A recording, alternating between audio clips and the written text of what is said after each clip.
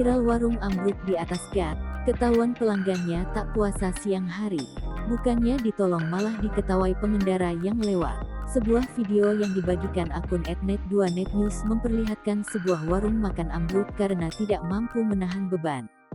Diduga karena terlalu banyak orang di dalam warung yang berdiri di atas gat besar dengan lantai papan. Dalam video, terlihat sejumlah pria dengan tubuh berlumpur-lumpur gat tampak tertawa. Warung berada di depan Indomaret, sebelah timur SMK Bina Tunas Bakti, Desa Kebon Sawahan Juwana Pati, Jawa Tengah.